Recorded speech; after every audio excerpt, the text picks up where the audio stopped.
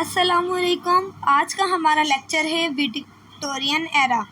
Victorian era is one of the most important part of literature. Victorian era का हम introduction देखेंगे कि Victorian era क्या होता है बेसिकली, एंड इसकी important characteristics, and there are some themes and its important works. Introduction में हम देखते हैं कि विक्टोरियन एरा जो है स्टार्ट होता है 1837 से 1901 में। 1837 से ये स्टार्ट होता है और इसकी एंडिंग कब होती है? 1901 में। ये पूरा एक टाइम पीरियड है, ये एज है। जो एज कौन सी है? जब क्वीन विक्टोरिया रूल करती थी ब्रिटिश के ऊपर, जब उनकी हुकूमत थी ब्रिटिश पे। इनका टाइम पीरियड था 1837 से 1901।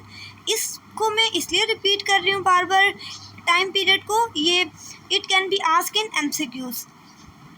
ओके, अब हम देखते हैं कि इसकी कैरेक्टरिस्टिक्स क्या होती हैं। इंट्रोडक्शन में सिर्फ यही बात है कि ये कब स्टार्ट हुआ, 1837 में स्टार्ट हुआ था ये, और एंडिंग इसकी हुई थी 1901 के अंदर। और ये तब का टाइम पीरियड है जब क्वीन विक्टोरिया ब्रिटिश के ऊपर हुकूमत कर रही थी।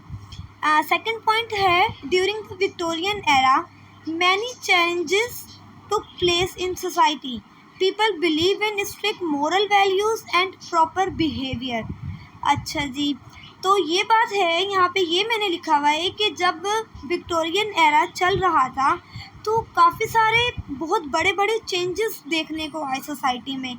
सबसे पहला चेंज तो था मोरल वैल्यूज़ के ऊपर लोगों ने फोकस करने लगे, उसको फॉलो करने लगे। मोरल वैल्यूज़ क्या होती हैं? विक्टोरियन एरा में देखते थे कि कोई एथिक्स नहीं थे, कोई वैल्यूज़ नहीं थी किसी चीज़ की, और लोगों ने बिहेवियर के ऊपर फोकस करने लगा। अब कैरेक्टरिस्टिक्स देखते हैं कि कैरेक्टरिस्टिक्स क्या हैं। बहुत इम्पॉर्टेंट क्वेश्चन आ सकता है ये एग्ज़ाम के अंदर कि कैरेक्टरिस्टिक्स ऑफ विक्टोरियन एरा। तो इधर मैंने कुछ इम्पॉर्टेंट कैरेक्टरिस्टिक्स को हाईलाइट किया हुआ है। पहली ये है, there were clear rules about how man and women should act and society was divided into different classes. Victorian era में पहला रूल ये था, कहाँ कुछ रूल्स बना दिए गए थे, मैन और वुमेन ने कैसे सोसाइटी के अंदर रहना है, उनकी क्या क्या एक्ट हो सकते हैं। तो ये बहुत क्लियर बात थी और उनको बहुत स्ट्रिक्टली फॉलो करना था। और सेकंड बात है, society was divided into different classes. इसका ये मतलब हुआ कि जो विक्टोरियन एरा था ना, उसके अंदर सोसाइटी में दो क्लासेस बना दी गई थी। दो क्लासेस किसे कहते हैं? इनका इसका ये मतलब है कि एक होती है मिडिल क्लास और एक होती है अपर क्लास। तो सोसाइटी में दो तरह की क्लासेस होती थी, मिडिल क्लास और अपर क्लास का कॉन्सेप्ट आ गया था। सेकंड बात ये थी, technology advance during this time with the introduction of steam powered machines and railways. अब जो है इस एरा में टेक्नोलॉजी एडवांसमेंट हुई थी, मशीन्स बनी थी, रेलवेज़ को फोकस किया गया था। थर्ड है, this lead to the industrial revolution which transformed the way goods were produced and cities grew।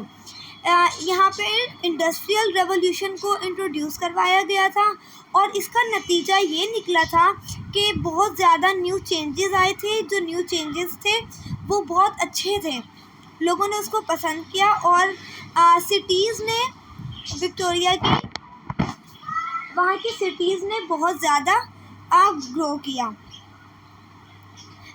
बाकी इसकी कैरेक्टरिस्टिक्स ये हैं, the Victorian era also so advancement in science. Science के अंदर बहुत ज़्यादा एडवांसमेंट हुई, इस्टेब्लिशमेंट हुई, वो discoveries in medicine, biology and physics. जो मेडिसिन में डिस्कवरीज़ की, लोगों ने मेडिसिन के ऊपर फोकस किया। हाँ भाई, अब जड़ी बूटियों से हटके हमें मेडिसिन को भी बनाना चाहिए, ये भी हमारे पास बहुत ज़्यादा हमारे लिए इफ़ेक्टिव हो सकती हैं। बायोलॉजिस्ट एंड फिज़िक्स के जो लोग थे उन्होंने अपनी इन्वेंशंस करना स्टार्ट कर दी, इससे पहले कोई इन्वेंशंस नहीं होती थी, नहीं कोई न्यू डिस्कवरीज़ की जाती थी। अच्छा, अब आगे लिखा हुआ है Charles Darwin's theory of evolution was publish during this time. It was challenged by traditional religious belief. हाँ, क्वीन विक्टोरिया के टाइम पीरियड में ही चार्ल्स डार्विन्स की थ्योरी को लोगों के सामने पेश किया गया था, पब्लिश करवाया गया था। लेकिन जो उस टाइम पीरियड में रिलीजियस बिलीव्स के लोग थे, क्रिश्चियनिटी के लोग थे, जो बहुत ज़्यादा रिलीजियस पीपल थे, they were denied to this theory.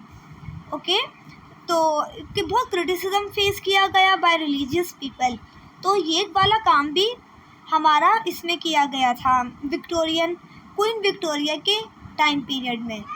अब नेक्स्ट पॉइंट है हमारा art and literature flourished in the Victorian era. Famous authors like Charles Dickens and Jane Austen wrote novels that reflected society's concerns and problems. जो queen Victoria का time period था, इसके अंदर बहुत सारे राइटर्स और ऑथर्स, पोइट्स, ड्रामाटिस्ट ये बहुत ज़्यादा आए थे। इन्होंने काम किया था। कुछ नॉवेलिस्ट ने, कुछ लोगों ने नॉवेल के ऊपर काम किया, कुछ लोगों ने पोम्स लिखी, कुछ ने ड्रामास लिखे।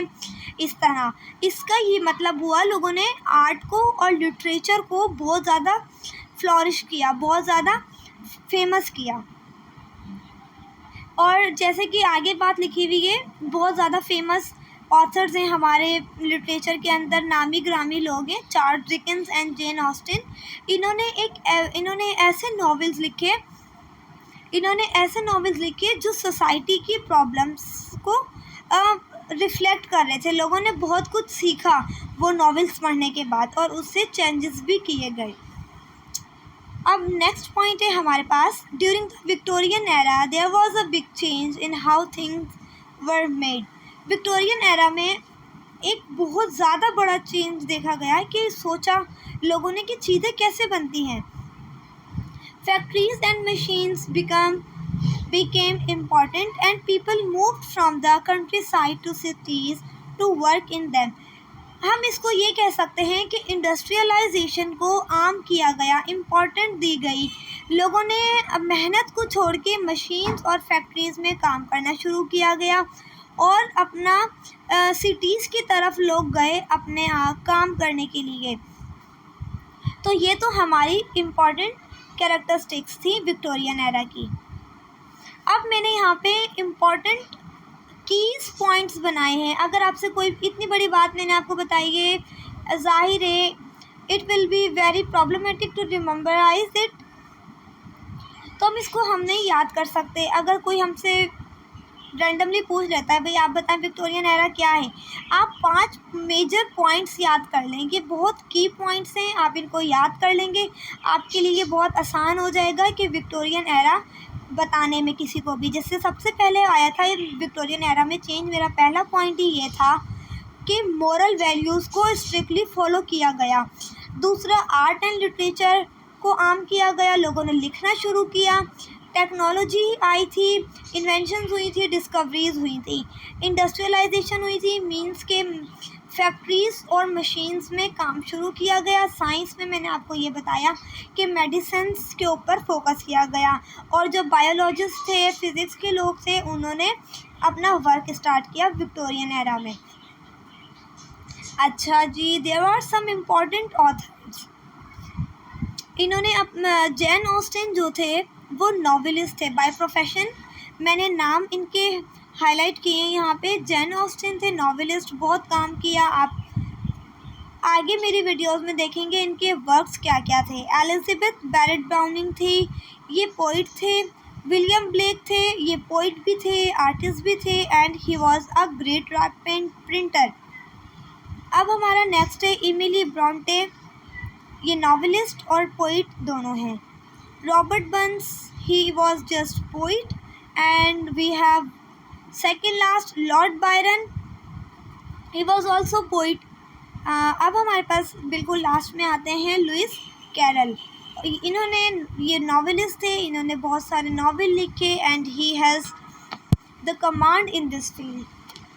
तो आई होप अगर आपको मेरे लेक्चर वीडियो पसंद आया है तो आप इसको लाइक करें, शेयर करें अपने क्लास फेलोज़ के साथ, और मेरे चैनल को सब्सक्राइब करना बिल्कुल ना भूलिएगा। तब तक के लिए अल्लाह हाफिज़ and wait for my next video. Thank you so much.